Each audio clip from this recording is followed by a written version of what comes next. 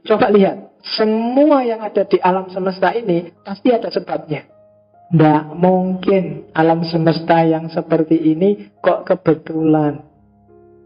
Loh, itu kan kalau fisika kan Big Bang, Pak. Lah iya, seandainya memang Big Bang, yang ngatur Big Bang itu sejauh mana dia kemudian hancur, sejauh mana kemudian dia rapi, sejauh mana sehingga bumi serapi ini, itu pasti tidak kebetulan.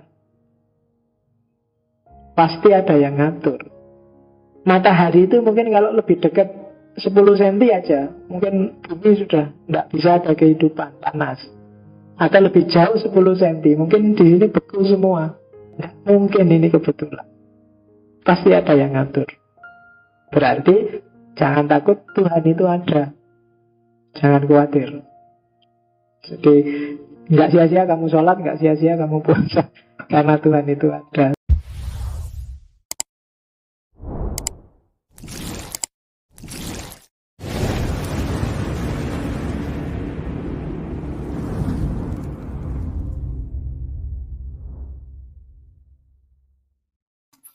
Assalamualaikum warahmatullahi wabarakatuh. Bismillah. Mari kita lanjut lagi belajar kita, ngaji kita. Jadi intinya ngaji filsafat itu ya ngaji, kita belajar ya.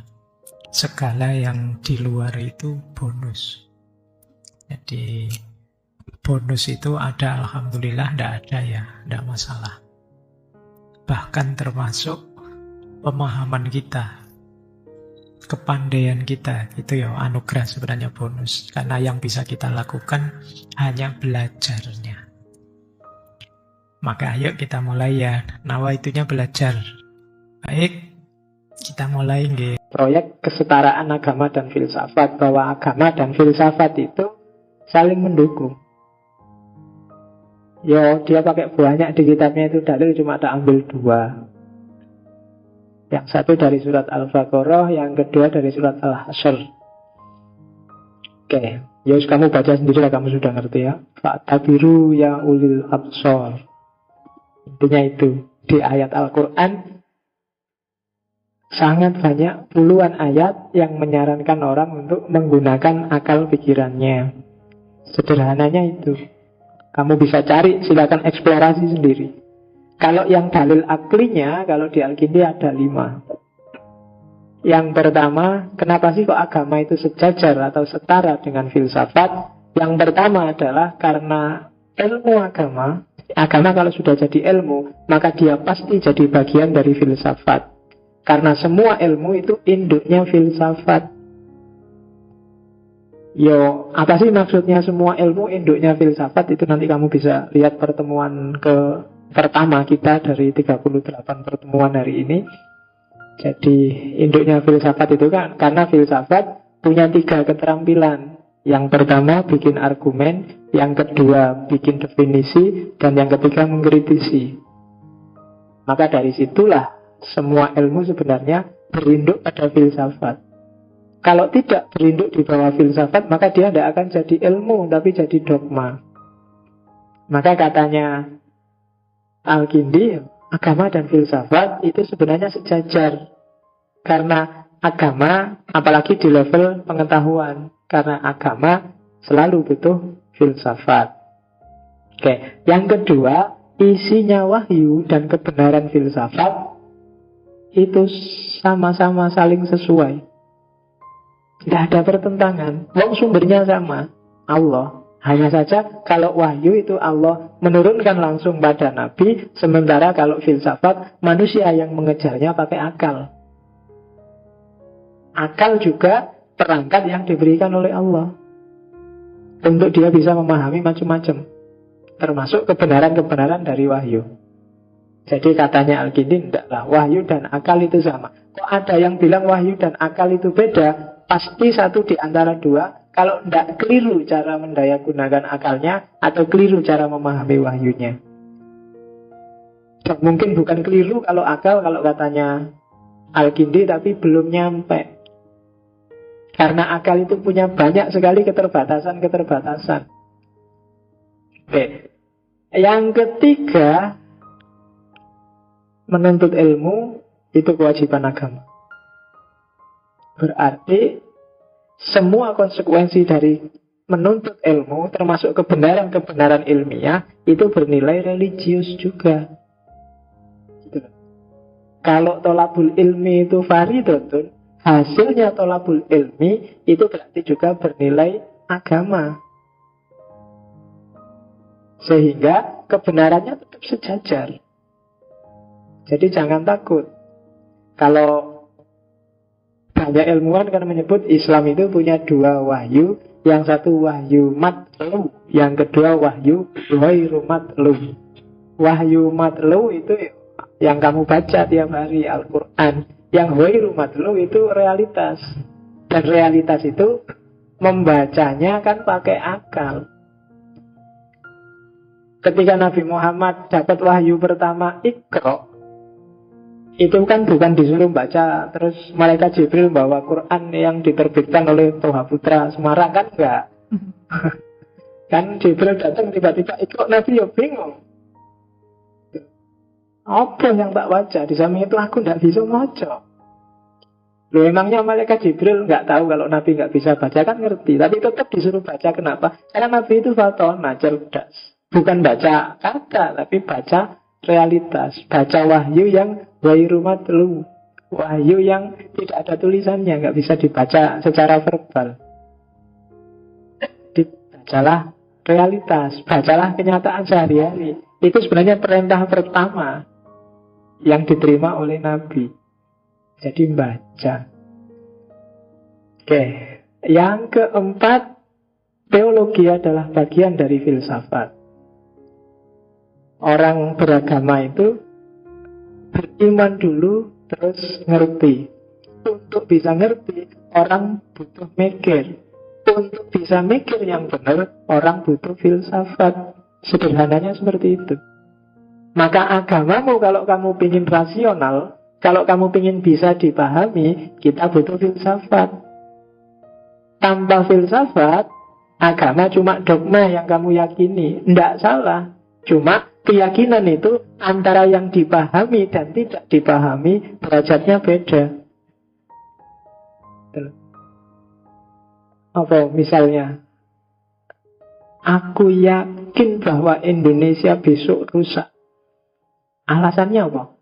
Pokoknya aku yakin aja. Nah, itu kan beda sama loh, karena nomor siji pemerintahnya rusak, rakyatnya rusak, apa-apanya rusak. Nah, itu kan yang kedua ini kan punya argumen. Aku yakin Islam adalah satu-satunya agama yang benar. Dasarnya, pokoknya Islam mesti benar, jangan dibantah. Itu kan beda levelnya dengan kalau kamu bisa jawab. Kenapa? Karena satu, Islam itu satu-satunya Tuhan yang tauhid. Allah yang satu. Dan Tuhan yang tauhid ini lebih rasional daripada Tuhan yang banyak. Kenapa? Satu, dua, tiga. Kalau kamu punya argumen gini kan, keimanannya lebih mantap. Dan untuk bisa sampai seperti ini, kamu butuh filsafat. Kalau dalam agama, namanya teologi. Maka katanya Al-Kindi, ya teologi itu bagian dari filsafat. Jadi kalau ada orang tanya mana lebih penting, akal atau wahyu, ya dua-duanya sama-sama penting. Tapi kalau nggak ada akal, dua-duanya nggak akan bunyi. Wahyu itu kalau akalmu nggak bunyi kan juga nggak bunyi. Orang stres baca Quran rusak mesti. Kenapa? Akalnya rusak. Jadi mana yang lebih penting? Dua-duanya penting. Cuma yang membunyikan dua-duanya itu ya akal. Wahyu tidak akan bunyi kalau. Dan itu yang dipegangi oleh Mu'tazilah. Maka dia memposisikan akal lebih penting daripada wahyu. Kenapa? Karena wahyu tanpa akal, wahyunya nggak bisa bunyi. Tapi akal tanpa wahyu, orang masih bisa menemukan kebenaran, kebaikan. Itu Mu'tazilah. Tapi yo jangan ekstrim gitulah. Pokoknya foto-foto pentingnya.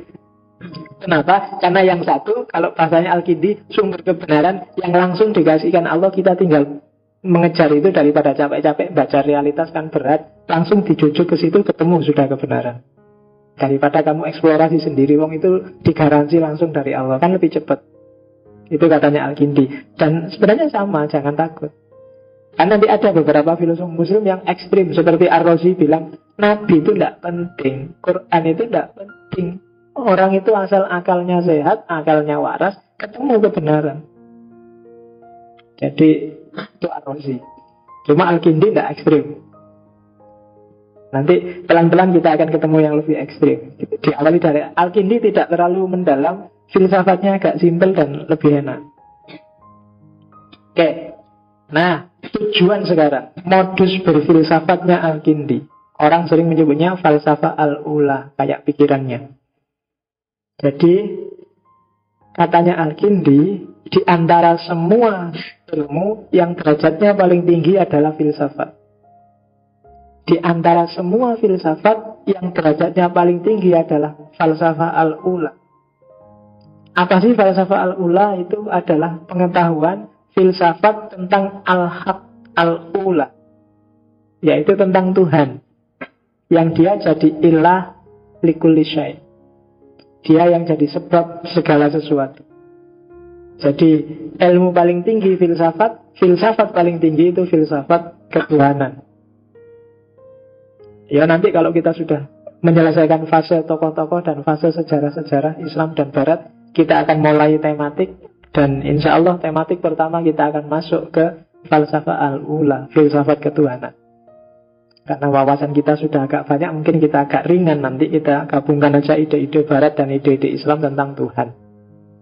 Itu falsafah al-ula, filsafat yang pertama.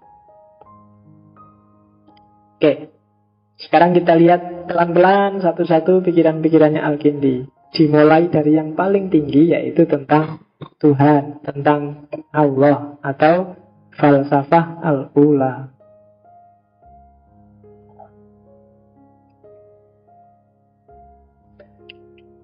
Pikiran-pikirannya Al-Kindi simple. Kalau mau dimasukkan akal agak gampang. Syaratnya tadi jangan baca buku terjemahan ya. Kalau kamu baca buku terjemahan biasanya dibikin bingung, nggak karu-karuan. Oke, Tuhan bagi Al-Kindi adalah satu-satunya al-wahid al-haq.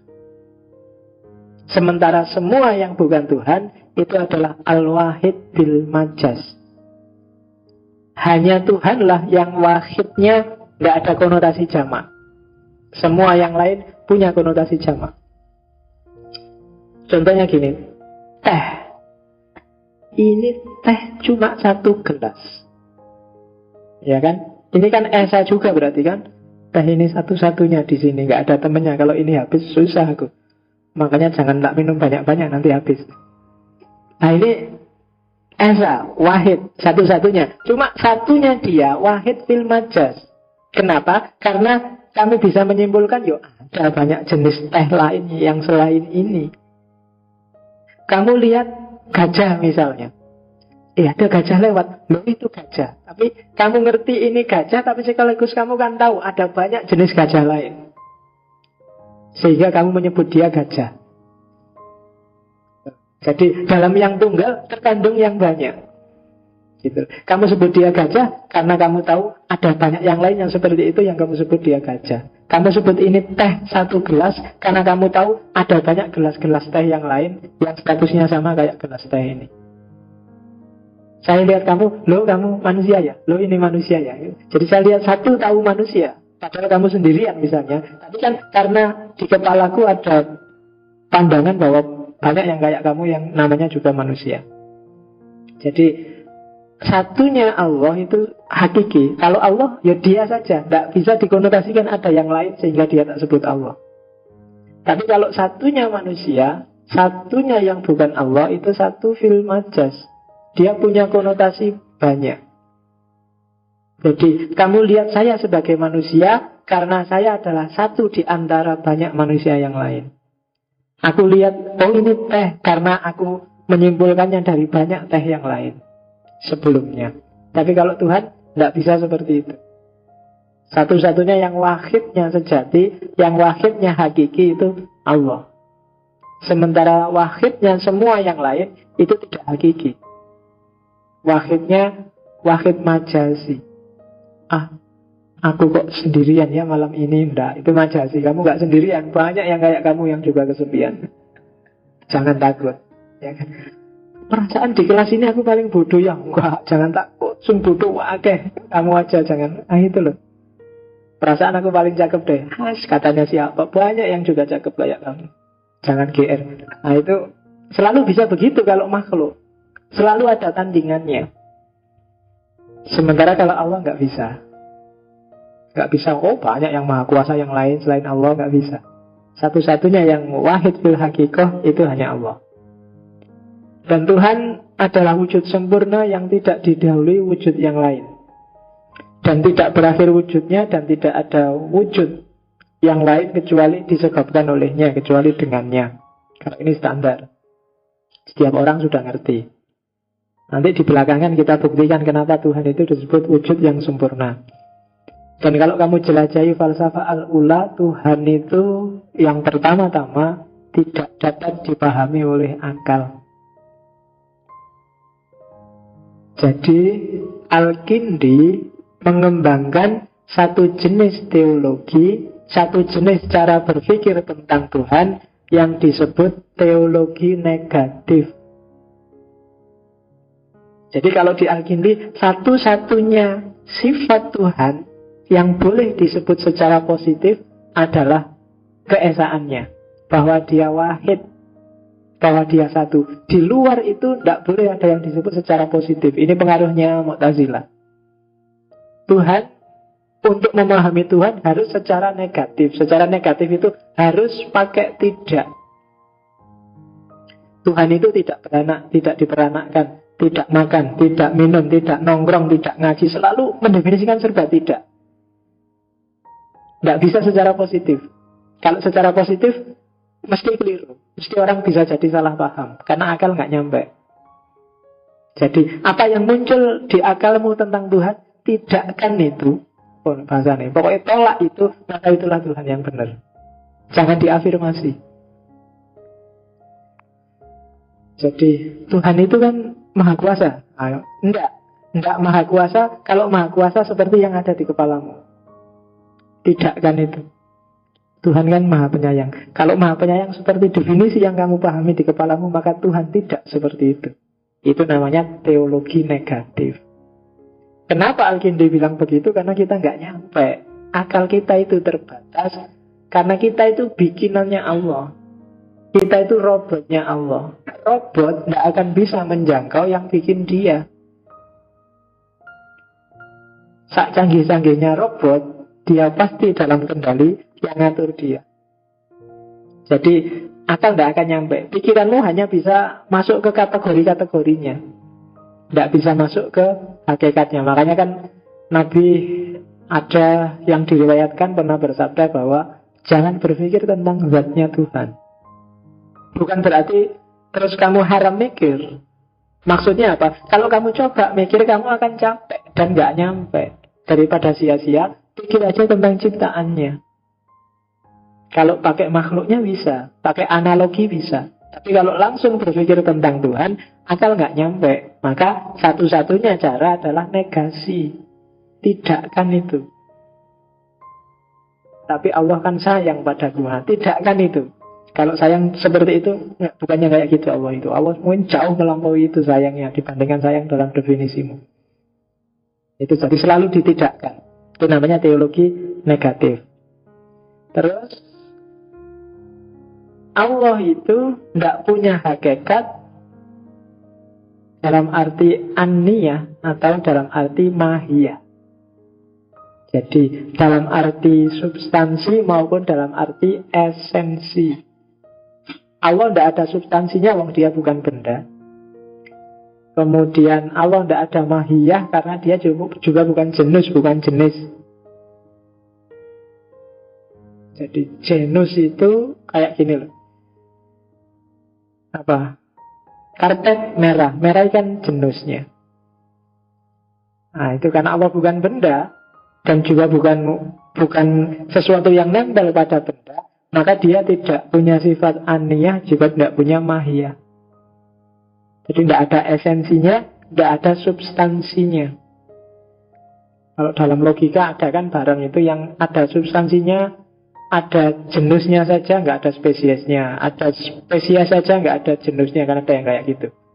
Misalnya ada yang Tidak ada spesiesnya misalnya. Warna itu kan ada jenisnya, tapi tidak ada spesiesnya. Maka kamu susah mendefinisikan warna. Warna kuning adalah apa ya? Susah kan? Karena dia tidak ada spesiesnya. Oke, dan Tuhan tidak ada semuanya, nggak ada dua-duanya. Mahiyahnya nggak ada, aniyahnya juga nggak ada, substansinya nggak ada, esensinya juga nggak ada.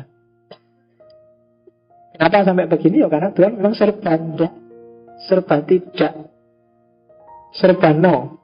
Apapun deskripsimu tentang Allah, jawab saja dengan tidak begitu. Kamu tidak disuruh, kalau bagi Al-Kindi, untuk merumuskan apa itu Allah. Satu-satunya kalau kamu berhadapan dengan Allah, yang disuruh padamu adalah tunduk dan patuh. Apa maunya Allah? Gak usah capek-capek kamu mikir kayak gimana ya sebenarnya Allah itu. Tidak penting. Yang penting adalah apa maunya Allah, kamu ikuti. Oke, pelan-pelan sekarang kita lihat satu persatu argumennya Al-Kindi. Bukti adanya Tuhan, kalau ini umum, namanya kausalitas. Jadi ini warisannya dari Aristoteles. Kalau Aristoteles itu kan ada empat sebab, itu kan ada empat. Ada sebab material, ada sebab formal, ada sebab efisien, ada sebab terakhir. Sebab terakhir itu semacam tujuan. Contohnya gini, kalau sebab material itu misalnya kamu membahas kenapa ya kok Jakarta itu banjir. Sebab materialnya adalah karena Jakarta dikepung oleh sungai-sungai. Itu sebab material. Terus sebab formal. Sebab formalnya apa? Sebab formalnya adalah karena sungai-sungai yang mengepung Jakarta itu semuanya macet karena sampah. Sebab efisiennya apa? Sebab efisiennya adalah karena air yang harusnya mengalir lancar kemudian meluber ke pemukiman. Maka jadilah Jakarta banjir. Itu jadi diawali dari sebab material, terus sebab formal, terus sebab efisien, dan terakhir sebab final. Sebab terakhir, ini yang agak unik. Kalau di Aristoteles sebab terakhir itu kayak gini loh. Kenapa Jakarta banjir? Itu adalah pelajaran buat orang Jakarta agar menjaga kebersihan. Kenapa Jakarta banjir? Biar orang Jakarta yang sombong-sombong itu tahu rasa. Kenapa itu namanya sebab final? Orang biasa menyebutnya hikmahnya, tujuannya, manfaatnya, dan seterusnya. Itu sebab final. Nah, teori ini diwarisi oleh Al-Kindi bahwa Tuhan itu adalah sebab efisien. Jadi Al-Kindi berbeda dengan banyak filosof Muslim yang lain, termasuk Al-Farabi, Ibnu Sina. Kalau di filosof yang lain nggak berani creatio ex nihilo. Jadi menciptakan dari nggak ada sama sekali tiba-tiba ada. Kalau Al-Kindi berani.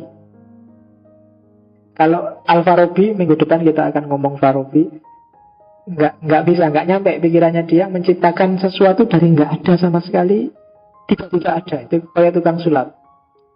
Tukang sulap pun itu kan manipulasi. Barangnya sebelumnya juga sudah ada. Nah, kalau di Al-Kindi bisa. Kenapa? Ada kausalitas yang harus ada akhirnya.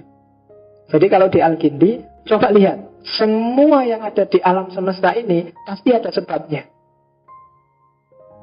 Teh ini ada sebabnya. Ya kan? Ada orang nanam teh. Yang nanam teh ada sebabnya. Selalu ada sebab. Kayu ini ada sebabnya. Dari pohon-pohon, dari siapa. Selalu ada sebabnya. Jadi ada rangkaian sebab akibat yang panjang. Cuma secara logis rangkaian sebab akibat ini kan harus ada titik akhirnya. Tidak masuk akal kalau ada ini sebabnya ini sebabnya ini. Tidak ada akhirnya sama sekali. Itu nggak nyampe akal, malah nggak masuk akal. Harus ada satu titik terakhir dari semua sebab. Nah itulah nanti sebab yang pertama yang menyebabkan sesuatu, yang kemudian ada sebab-sebab selanjutnya. Dan bagi seorang Muslim, sebab pertama itulah yang disebut Allah. Dia adalah penyebab yang pertama. Makanya kamu kan, mungkin di antara kalian ada yang sering berdoa, ya musabbibal asbab, sabib. Nah, itu kan, wahai yang menyebabkan, yang menjadi puncaknya segala sebab. Sebabkanlah, maksudnya bikin aku ini jadi kayak gini, bikin sebab jalanku jadi mulia, bikin sebab aku kaya. Itu kan sabib itu. Itu sebenarnya teorinya Al-Kindi. Jadi kalau ada doa yang musabbibal asbab, itu berarti kamu posisikan Tuhan sebagai sebab yang pertama. Itu kausalitas. Nah, dan kalau di Al-Kindi sebab itu kan ada sebab yang sifatnya kreasio tadi, sebab yang pertama, yang permulaan, ada sebab lanjutan. Sebab lanjutan. Ya contoh gampangnya gini loh. Allah menciptakan Adam, terus anaknya Adam itu yang menyebabkan Adam. Cucunya Adam yang menyebabkan anaknya Adam, sudah bukan Allah lagi. Allah adalah puncaknya. Nah, Adam dan seterusnya itu namanya sebab lanjutan. Sementara Allah itu sebab awal, sebab yang pertama.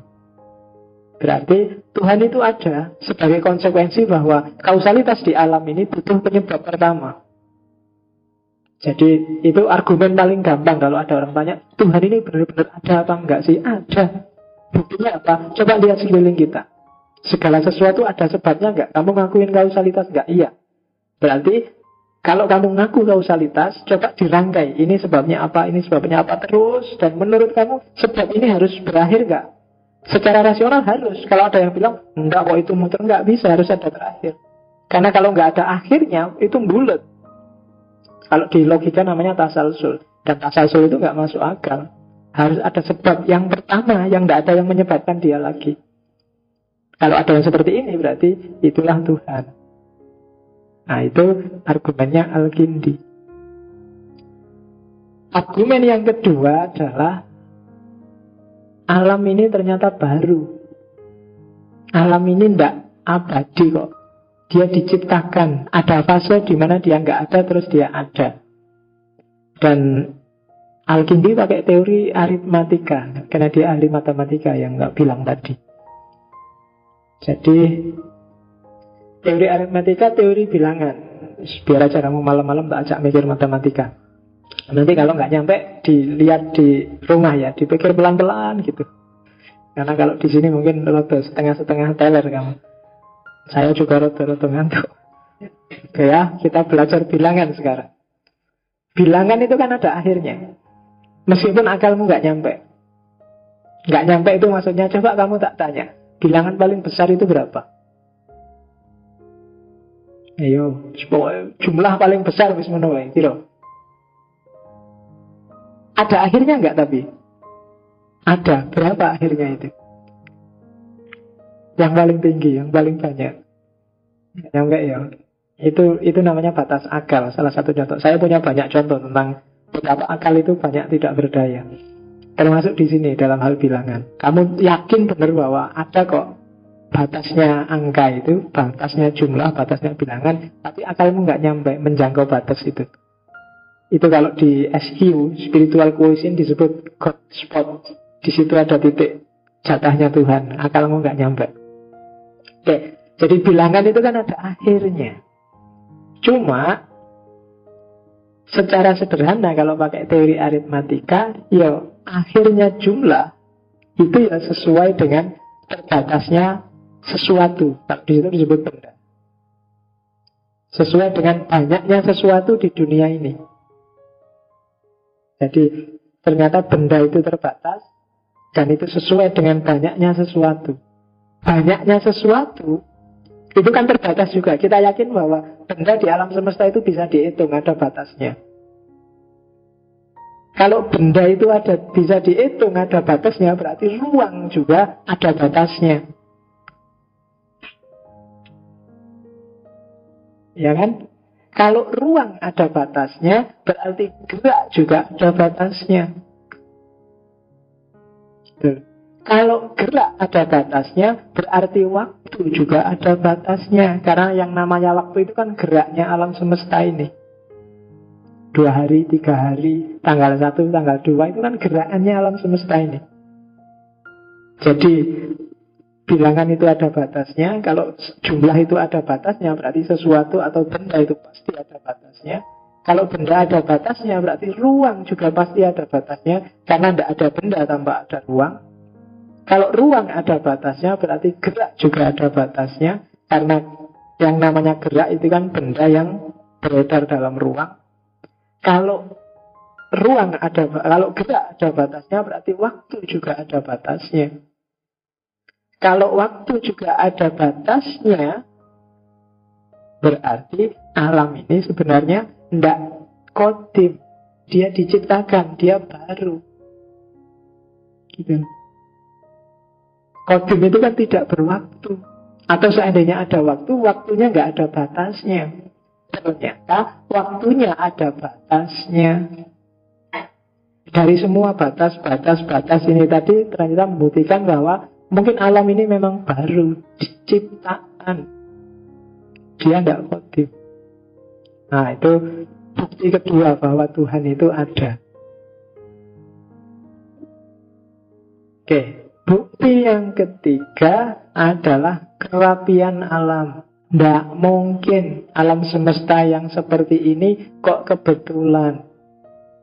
Loh, itu kan kalau fisika kan Big Bang, Pak. Lah iya, seandainya memang Big Bang, yang ngatur Big Bang itu sejauh mana dia kemudian hancur, sejauh mana kemudian dia rapi, sejauh mana sehingga bumi serapi ini, itu pasti tidak kebetulan. Pasti ada yang ngatur. Matahari itu mungkin kalau lebih dekat 10 cm aja, mungkin bumi sudah tidak bisa ada kehidupan, panas. Atau lebih jauh 10 cm, mungkin di sini beku semua. Pas, alam ini rapi. Ditata sedemikian rupa sehingga begitu manusia datang, dinosaurus punah. Itu kan ada yang ngatur. Itu kan kebetulan, Pak, meteor. Iyalah, tapi kan nggak sekedar kebetulan. Kok ya bisa habis sehabis itu? Kok nggak ada sisanya dikit-dikit? Yang disisain cuma binatang kecil-kecil, bangsane ikan-ikan purba yang masih ada. Tapi yang besar-besar kelas T-Rex, kelas kok nggak ada? Kalau ada, betapa sengsaranya manusia. Pasti itu ada yang ngatur. Nggak mungkin cuma kebetulan. Dan itu kamu bisa nyari 1001 contoh yang menunjukkan bahwa nggak mungkin ini kebetulan. Pasti ada yang ngatur. Berarti jangan takut, Tuhan itu ada. Jangan khawatir.